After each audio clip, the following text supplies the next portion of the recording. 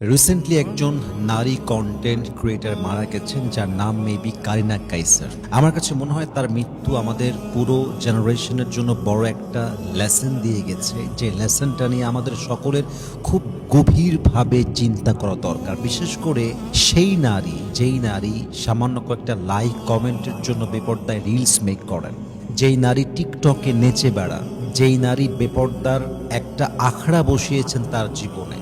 এমনভাবে তার জীবনটা সে লিড করছে যেন পর্দা নামে কোনো বিধান যে পৃথিবীতে আছে, ইসলামে আছে, তার জীবনে আছে, এটার যে কোনো এক্সিস্টেন্স আছে, তার ভেতরে এরকম কোনো রিয়েলাইজেশন দেখলে বোঝা যায় না।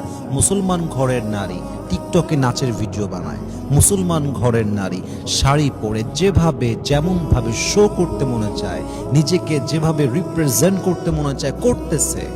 আমার জাস্ট আপনার বিবেকের কাছে একটা প্রশ্ন, যদি আপনি মুসলমান ঘরের নারী হন, মুসলমান মানে কি আমি ইসলাম বিশ্বাস করি, মুসলমান মানে কি আমি আল্লাহকে বিশ্বাস করি, মুসলমান মানে কি কবরের আযাব যে সত্য এটা আমি বিশ্বাস করি, মুসলমান মানে কি পরকাল বলে একটা জীবন আছে আমি বিশ্বাস করি, মুসলমান মানে কি একটা কিয়ামতের দিবস হবে, প্রত্যেকটা আমলের জাররা জাররা হিসাব হবে, এটা আমি বিশ্বাস করি। তো প্রিয় বোন, আপনি তো কারিনা কাইসারের মতো আজকে রাতে মারা যেতে পারেন, কালকে সকালে আপনার দাফন হতে পারে।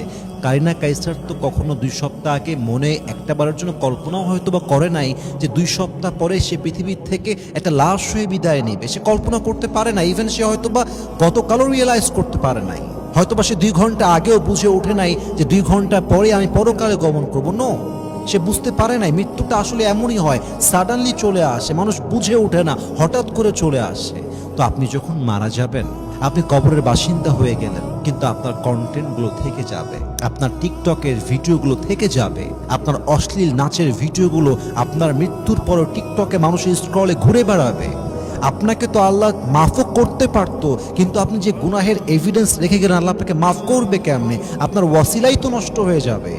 যে ওয়াসিলা দিয়ে আল্লাহ মাফ করতেন, যে আমার বান্দা আর যাই হোক কিছু রেখে আসে নাই অন্যায়ের, আল্লাহ মাফ করতে পারতেন, আপনি তো সেই ওয়াসিলা নষ্ট করে ফেলেন। আমার প্রিয় বোন, একটু বোঝার ট্রাই করেন please.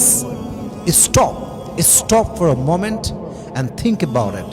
Ask yourself, have I done something in my life so that I can enter paradise?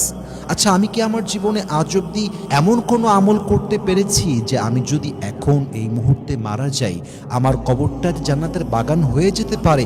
এমন কোনো আমলকে আমি আমার জীবনে করেছি?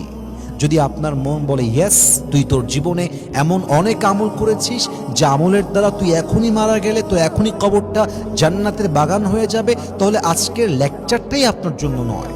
কিন্তু আপনার মন যদি বলে যে না, আমি তো এখন সে আমলটা করি নাই, আমি তো এখন মারা গেলে জান্নাতে যাব, এমন কোনো গুড আমল, এমন কোনো গুড ডিডস, নেক আমল তো আমার পুরো আমল নামার কোথাও খুঁজে পাওয়া যাবে না, তাহলে আপনি কিসের অপেক্ষায় আছেন? আপনি কেন বেপর্দায় চলছেন? আপনি কবে পর্দাশীল হবেন? কবে আপনি অশ্লীল কন্টেন্ট ছাড়বেন?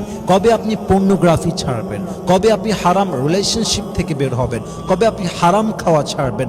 কতদিন আপনি আল্লাহর অবাধ্য হয়ে চলবেন? প্রিয় ভাই, প্রিয় বোন আমার, একটু ভাবেন না একটা মুহূর্তের জন্য। মৃত্যু যে কোনো সময় চলে আসতে পারে। আপনার মতো হাজারো নারী ছিল, যেই নারীরা প্ল্যান করতো যে আগামী সপ্তাহ থেকে পর্দাশীল হয়ে যাব, আগামীকাল থেকে ভালো হয়ে যাব।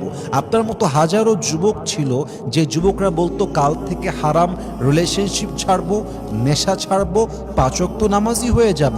ওই আগামীকালটা আর আসে নাই, ওরা সেদিনই 3.5 হাত মাটির কবরের বাসিন্দা হয়ে গিয়েছে। ঠিক কিনা বলেন?